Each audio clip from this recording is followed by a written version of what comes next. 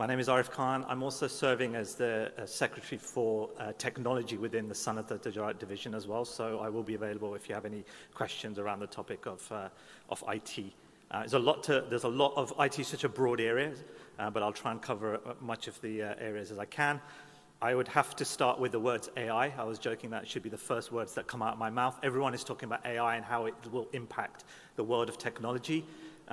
Here are three roles that are new roles, so engineers, machine learning engineers, data scientists, robotics engineers. But what I want to highlight is there's still existing roles that are still just as important, if not more important. So you will still have people like consultants who understand problems that businesses are trying to solve. AI and technology is just a tool. You need to understand the business problem it's trying to solve. You still need project managers. You still need people involved in training and enabling people to use the technology as well. And then other more traditional technology roles that are, again, becoming more important. Cybersecurity, which is all around IT security, that's another big role now, very important. There's a shortage in the UK for cybersecurity experts. Software engineering, I was mentioning to someone before, I used to work in this area. Then there was a time about 10 years ago where all those software engineering jobs were going offshore. That trend has reversed now. The software engineering is a very highly paid, very sought after skill. Yes, there's an AI disruption happening, but it's still important. And things like network administration and all of these things are still very relevant.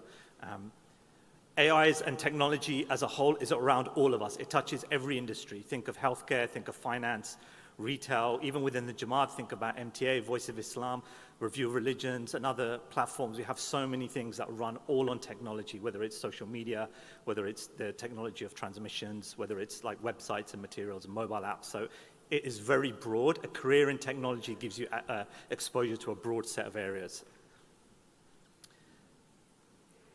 Even in our personal lives as well, we will see how technology has had an impact. We're using more and more technology throughout our day-to-day lives. And so I think, this is an inevitable trend. It's continuing, it's growing further and getting broader. We are moving to what people call a digital first world, whether we like it or not.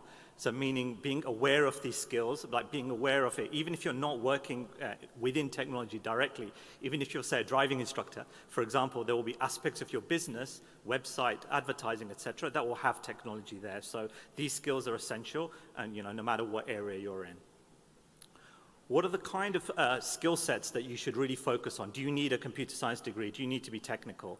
So what I would say is that whilst you can do software engineering, you don't have to be a coding person to be able to get into an area of technology. Curiosity and trying to problem solve and make things better and improve things are the most important areas, really. And those people who are comfortable dealing with change is another crucial thing. If you want to always do things the same way, like technology and these areas are not good for you. If you are happy to continually improve yourself and reinvent yourself, that's the kind of best persona or style that works in the area of technology. One thing as well I will say is if you're able to communicate with people as well, and through the Jamaat, a lot of Jamaat work forces us to be able to communicate with people of all different groups and backgrounds, like that is very, it makes you a better person within the world of technology. IT, technology, these are just tools. Often the success of a project is how well that tool was communicated, how well everyone was trained on the solution as well. So you need to be able to communicate, and this is not an area that, just for mathematicians or people who are very, very, technical. Technology attracts people from all sorts of backgrounds. Why is this important now? So here are just some statistics about the broad gaps and the shortage really of AI or technology professionals in the world of work. So 80% of UK firms, this is from a survey from 2025, was saying that they're struggling to find the right people who have got the right qualifications in the world of technology.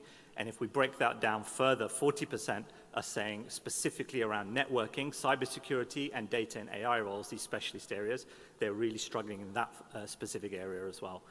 There is a shortage around these skills, and to just give you one example from a government report, it was saying every year, and this was for 2024, 3,800 was the gap between the number of roles available and then people available with the right skill set in cybersecurity specifically. So there are areas where there is a shortage and we do need more people to apply, gain the necessary training and go into that area. What do you need to get into this area? How do you get in there? Like many areas, there's multiple ways. I went down the traditional route of a graduate scheme or going through a computer science degree and going in that way and entering graduate schemes.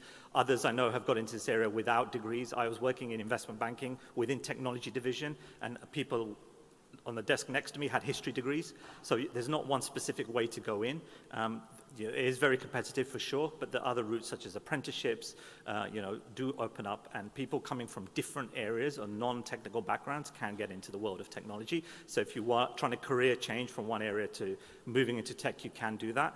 And self-learning, I think, is key. There's never been so many resources available, and I'll talk about that in a little bit, but try and improve and get as much learning you can yourself, show a passion for the area, and then you'll be able to move into this. In terms of the different salary ranges, etc., the starting salaries around the £30,000 mark and upwards. You can get really high-paid graduate roles as well for the top companies. Mid-level jobs are around 40 to 60K, and then the senior levels go beyond that up to 120K if you're a project manager or program manager. One thing I wanted to highlight, not that it's all about the money, but I want to show you a real-world example. So I'm not sure if you can read that on the slide. Anthropic is an AI startup company. They actually put the salaries directly on their website. That is an engineering job with a salary of £240,000 to £300,000. Now, that is a very elite role. That is a very elite company as well. But I wanted to give you an idea that every now and again there will be specific trends, or things will be a hot topic in AI. Right now, or in technology, right now it's AI.